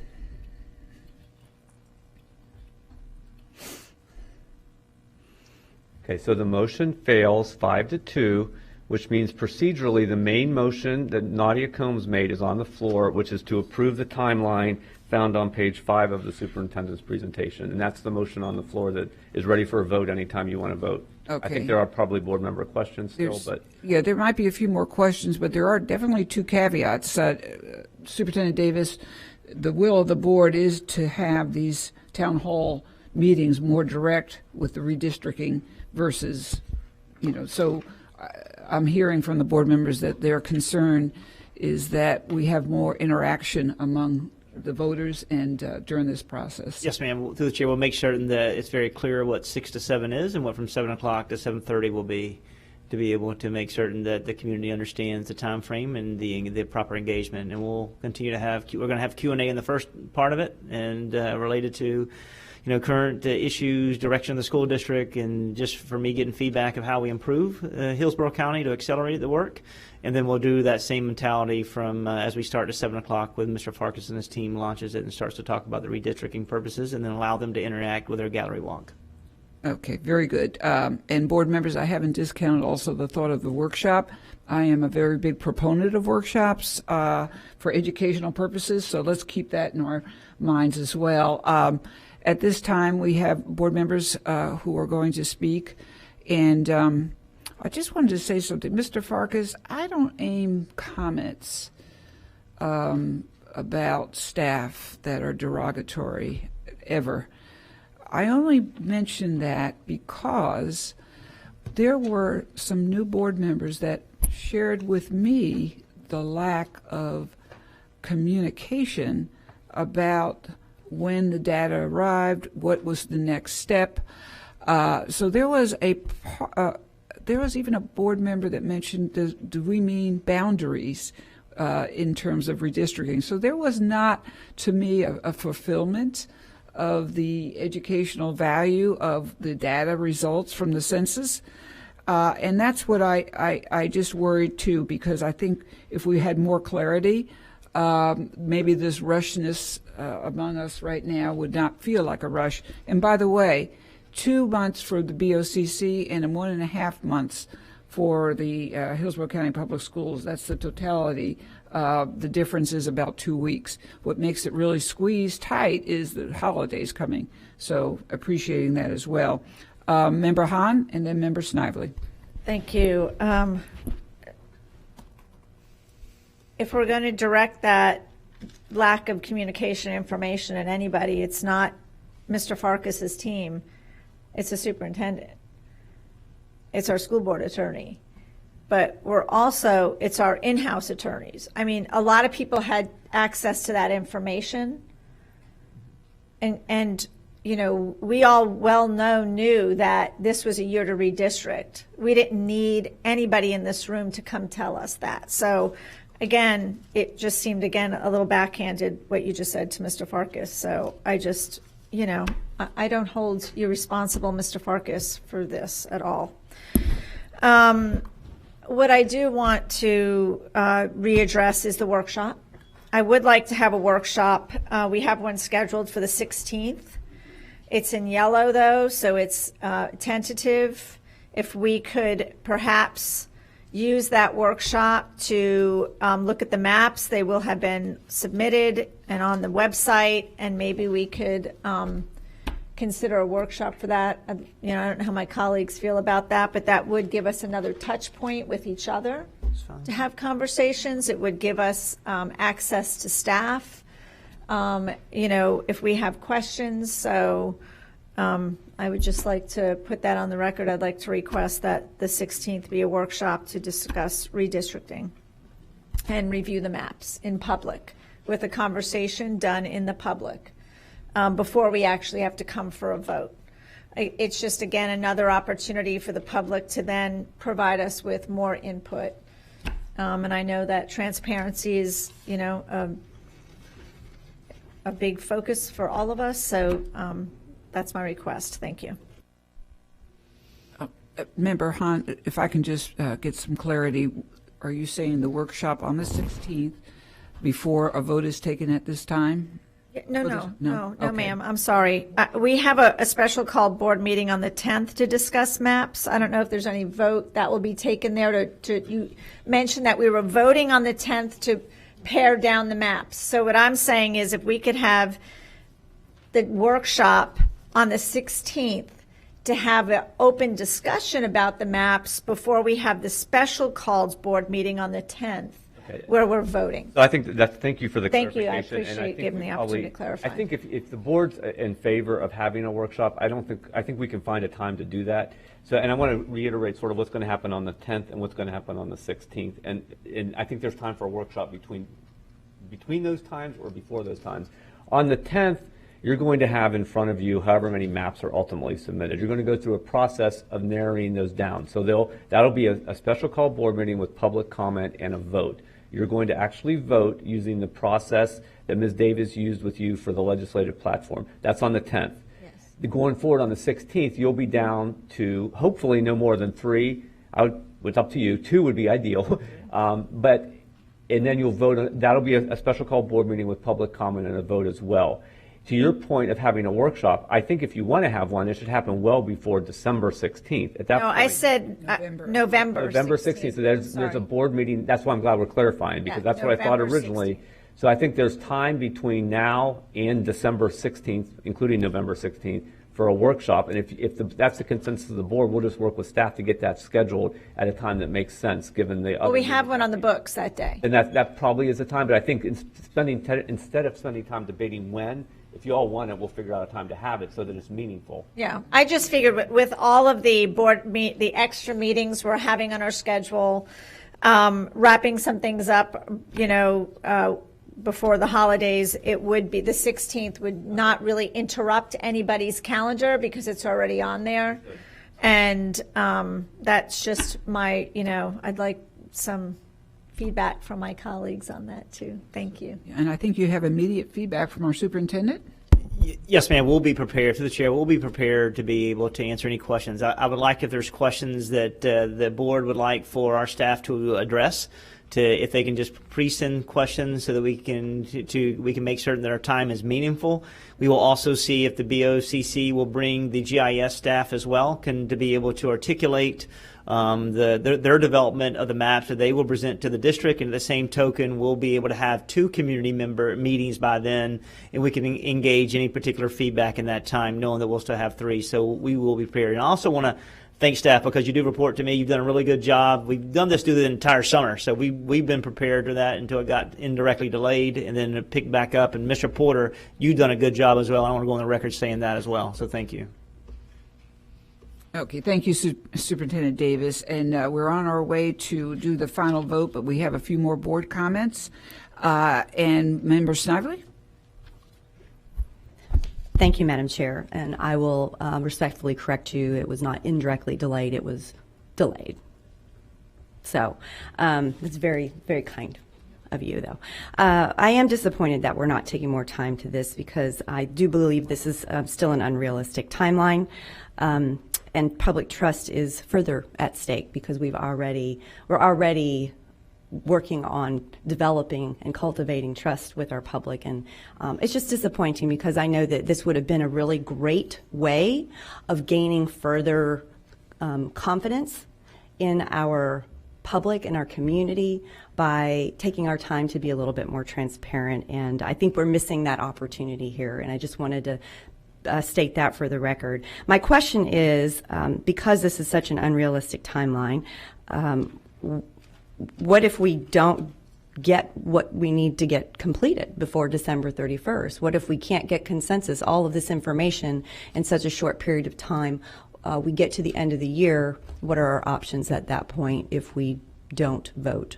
Well, if you don't vote, then we'll go back to the scenario that's been described before, that if it's not done, there'll be a risk of a lawsuit, and we'd be at risk of having to defend that. So that's the scenario that would happen if the board can't get 4 people to vote on a map by December 31st. Well, and I'll just interject there. There's a risk of lawsuit either way. In my opinion, just as a risk advisor, been for 27 years, there's a risk of a lawsuit either way. And when we were voting on mask mandates, there was a risk of a lawsuit there, and we were very concerned about. Well, we weren't as concerned apparently about necessarily following the law, my opinion. There, but now we're concerned about following the law. Again, my opinion, but I'm putting that out there because I just find it very ironic and hypocritical by this board. But I will end with that. I will do whatever the board wishes, because whatever the consensus and the vote is today is how we move forward. We'll do it the best that we can do it. And if we, for whatever reason, can't get it done by the end of the year in the most appropriate way that the board feels is fair and just and transparent to the public, then maybe we have to defer to the future. Thank you. Thank you, Member Snively. Appreciate the generous statements that you have made. Member Combs?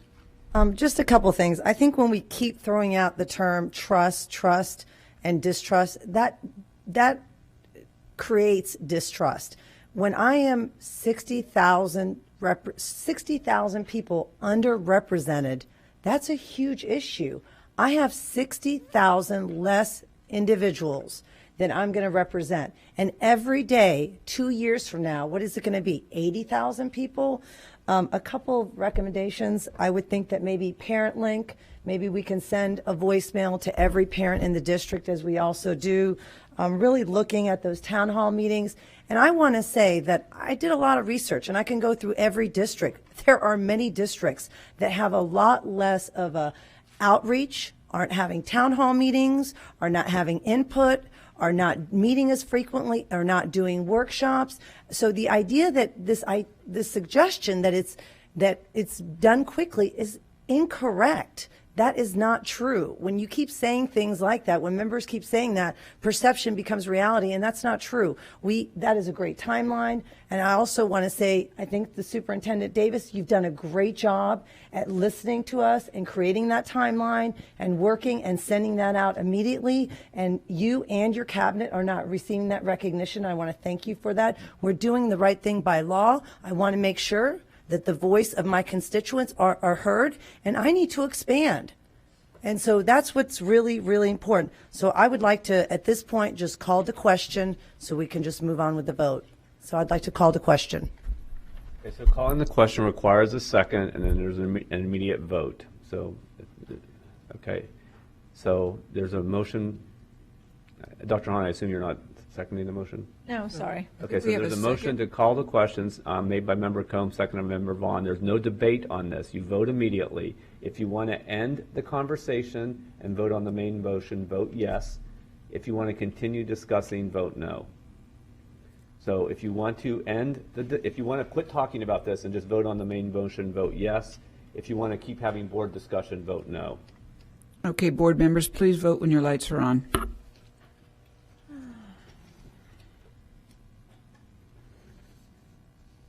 Okay, the motion passed 5-2, so that means debate's over and you're voting on the main motion, which I'll remind the board is all you're voting on today is the timeline proposed by the superintendent found on page 5 of the comments. So if you're in favor of the timeline with going forward with redistricting this year, vote yes. Member Snively and Member Hahn vote no.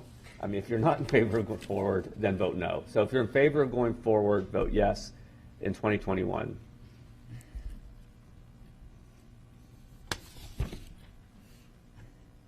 Okay, so that motion passes 5-2, so the timeline's approved, and with the caveat that the workshop recommended by Member Hahn will be incorporated into the timeline, and the Superintendent Davis will address the issue of feedback at the town hall meetings or whatever they'll subsequently be called.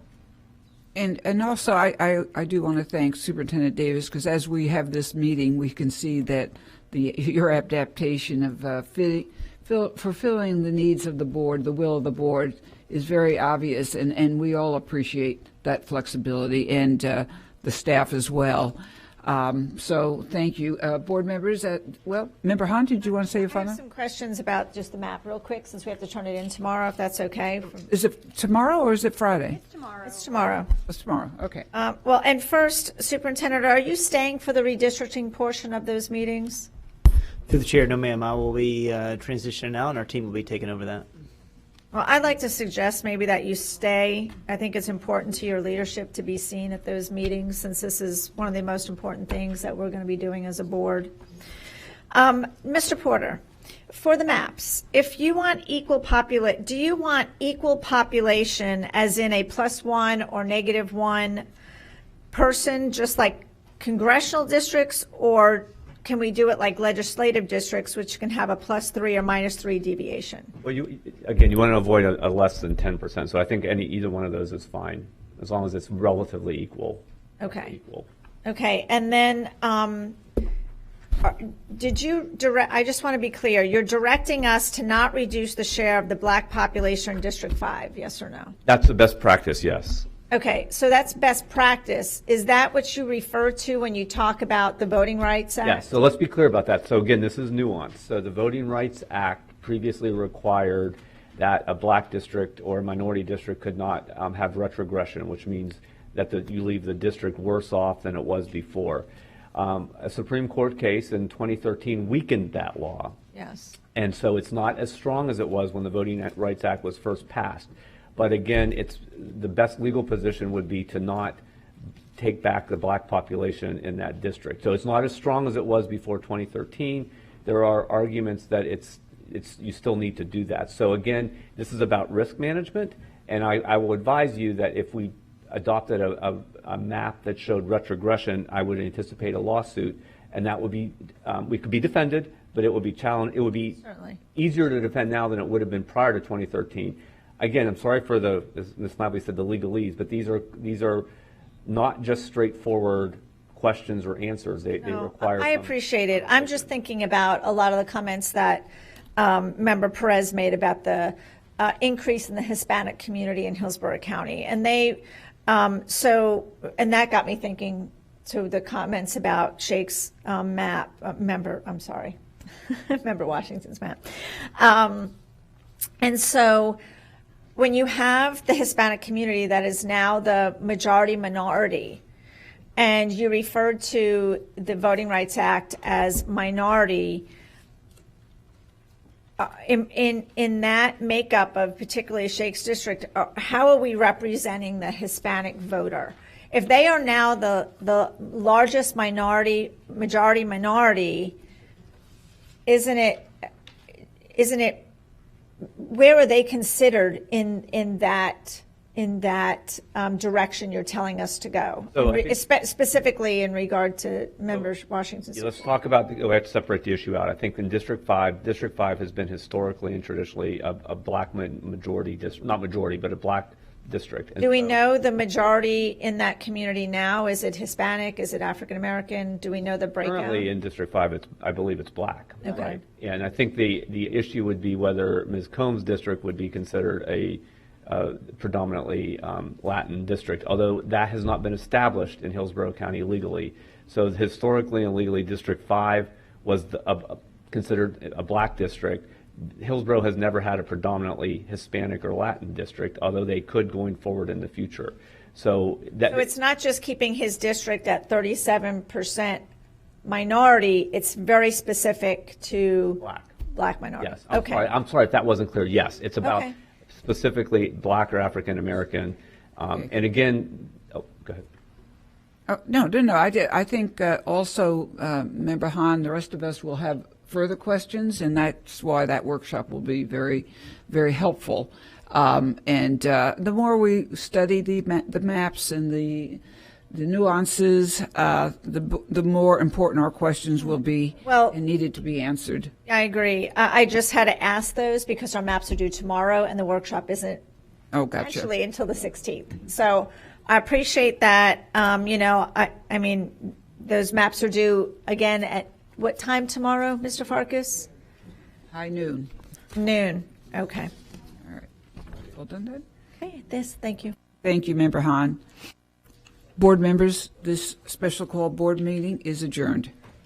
Thank you.